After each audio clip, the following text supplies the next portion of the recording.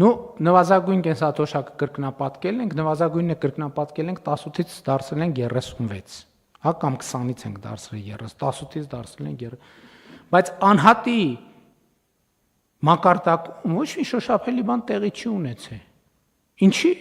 որովհետև այդ ընթացքում էլ 125,000 մարդով ավելացել է կենսաթոշակառուների թիվը, 2018 թվին Հայաստանում կենսաթոշակառուների թիվը եղել է մոտավորապես 500,000, հա, 525, հիմա 650,000 է։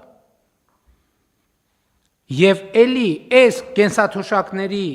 ֆոնդը ավելացել է ում հաշվին, աշխատող մարդկանց հաշվին, նրանք ովքեր աշխատել են։ Եվ մենք, այո, հիմա էլի մեծ 7 տարի մեզ պահանջվեց, որպեսզի մենք համարձակություն դրսևորենք քաղաքական, որպեսզի անապահովության գնահատման համակարգի փոփոխություն իրականացնենք։ Այսօր առավոտը աշխատանքի եւ սոցիալական հարցերի նախարարին հանձնարարական եմ տվել, չգիտեմ ինչքանով հնարավոր դա, ես հասկանում եմ, որ բարդություն կա։ Այսօր այդ տեքստի վրա աշխատելիս իմ մոտ հարց ծագեց։ Բայց մի րոպե, մենք կարող է ընտանիք ունենք, որ 25 տարի կամ 30 տարի անապահովության համակարգում է։ Ես համոզված եմ, որ ունենք, հիմա նախարարին խնդրել եմ, ասում եմ, հələ տեսնենք քանի մարդ եւ քանի ընտանիք կա։ Պատկերացնում եք, մարդ 30 տարի փարոսի շահառու է։ Սա, գիտեք ինչ է, սա կատարյալ անհարգալից վերաբերմունք է այդ մարդու նկատմամբ։ Անհարգալից վերաբերմունք, պատկերացնում եք, մարդը 30 տարի նպաստ է ստանում անապահովության։ Մենք էլ համարում ենք, որ իրան լավություն ենք անում, որ 30 տարի անապահովության նպաստ ենք տալիս իրան։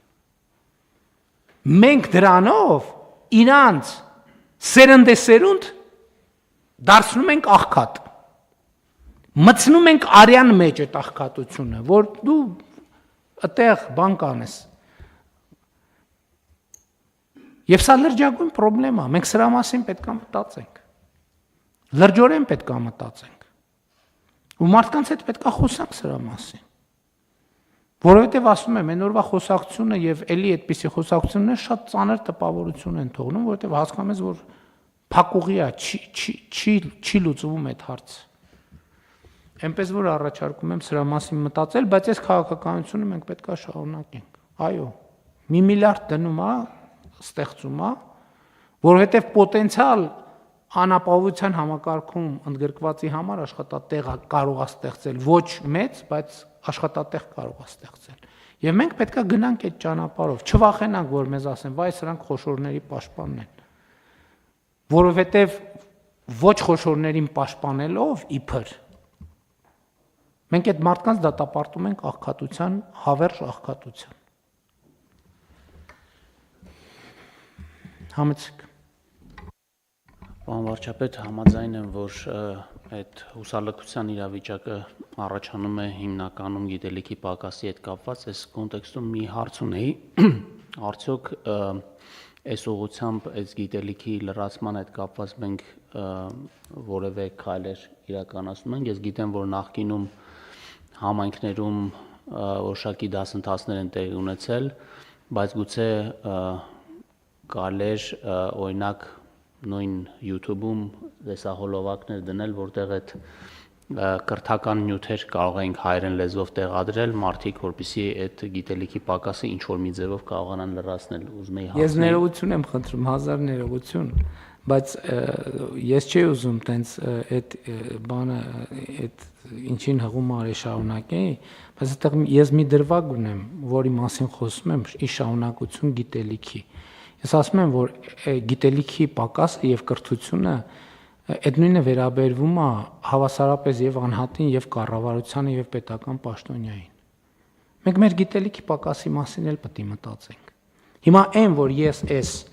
ասում եմ հիմա, այս ինչ որ նոր ասեցի, չէ, 15 րոպե ելույթ ունեցա։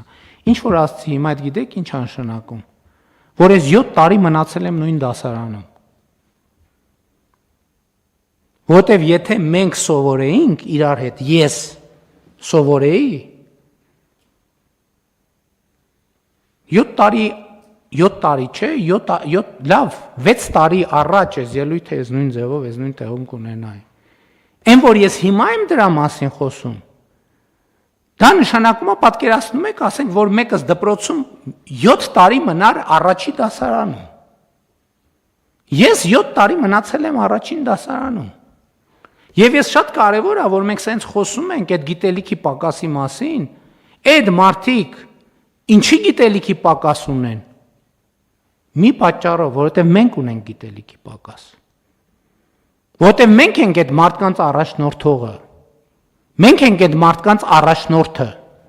Մենք այդ մարդկանց առաջնորդում ենք շարունակաբար դեպի աղքատություն, դեպի տգիտություն եւ այլն եւ այդպես շարունակ, որովհետև այդ մեր գործն է։ Որովհետև 7 տարի անց ես պատահական Արմավիրի մարզով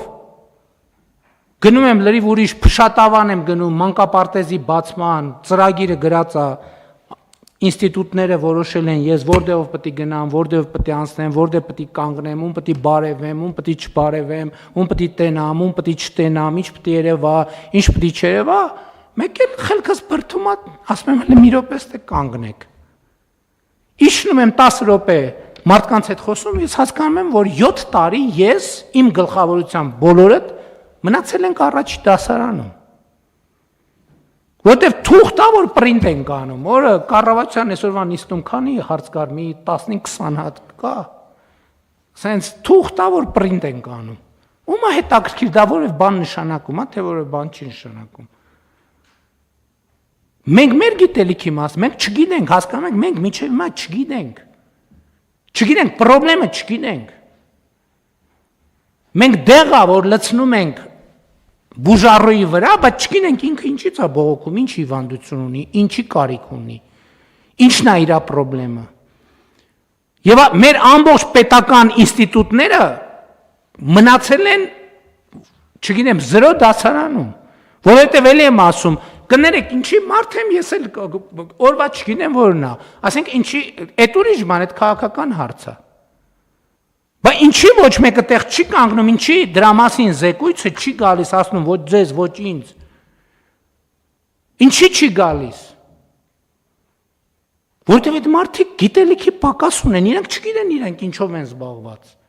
Առավոտ որ վեր են կենում, գնում գործը, իրանք գործը ինչի մասին է։ 5000 դրամ հավաքելու մասին է, մի բան փախցնելու, սեփականաշնորհելու մասին է, մեկին խափել ունեցվածքը ձեռից առնելու մասին է, ինչի մասին է, ամբողջ պետական համակարգին է վերաբերվում։ Ես ուզում եմ շատ կարևոր արձանագրենք, այն որ մեր այն հեռավոր գյուղացին գիտելիքի պակաս ունի, այդ նրանից է որ մենք տգետ ենք։ Ուրիշ ոչ մի պատճառ դրա համար չկա, բայց գյուղացին որտեղ է գիտելիք ունենալու, եթե 30 տարի իր գյուղում չկա մանկապարտեզ, չկա դպրոց։ Չկա ճանապարհ, որով գիտելիք գնա, հասկանում եք։ Գիտելիքն է ֆիզիկապես շարժվում։ Ոնց է այդ գիտելիքը այդ գյուղացուն հասնելու։ Հիմա ասում ենք YouTube-ում դնենք, ընդ ինտերնետ կա, կոմպյուտեր կա, որ YouTube-ում դնենք։ YouTube-ում մենք կդնենք, մենք կնայենք, ասենք, էս ինչ լավ բան ենք արել։ Ու սա մեր պետական համակարգի ամենամեծ խնդիրն է։ Ու մեծ խոսանք։ Ու մեր 30 տարվա պատմությունն է սրա մասին։ Վերջին 7 տարվան է առավել ևս։ Ու մենք եթե սա չխոստովանենք, չի ստացվելու ոչ մի բան։ Այդքան կլինի, այդքան ծրագիր, ես 5 տարի ինչ եմ ասում ժողովուրդ ձեզ։ Ասում եմ այդ ծրագրերը, որ ընդունում ենք, ես հետո գնում եմ մի տեղ կանգնում եմ, ասում եմ ժողովուրդ տեղյակ եք։ Ոչ մեկ տեղյակ չի, այս նիստում, եթերում, աշխատանքային ֆորմատները չեմ ասում, քանի անգամ ասած կլինեմ։ Գոնե մի 10-15 անգամ այդ թեմային անդրադարձած կլինեմ։ Հիմա ինձ ասեք, որ այդ ասածից հետո ինչա փոխվել մեր կյանքում եւ մեր գործողությունների եւ մեր գործելակարգերի մեջ։ 0, ոչ մի բան չի փոխվել։ Ոչ մի բան չի փոխվել։ Այնտեղ որտեղ YouTube-ում բան է փոխվել, ասենք ես մտել եմ, նայել եմ, տեսել եմ, ասել եմ, բայց խի այս 1962 թվականի բան դրած, տեղեկություն դրած, հետո երկու շաբաթում մի կերպ իրար տալով ջուրտուքշի անելով մի բան լցրել այնտեղ,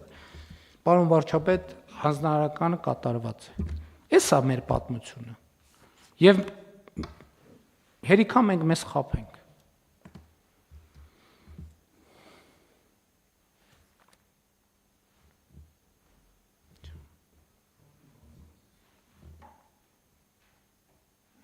Մտածեցին կռիվ ենք անում։ Շատ լավ։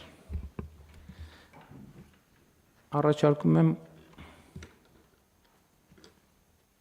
մտածենք ու քվեարկենք։ Կամ քվեարկենք, հետո մտածենք։ Համեցեք։ Բանը վերացնեմ, պարոն վարչապետ, այս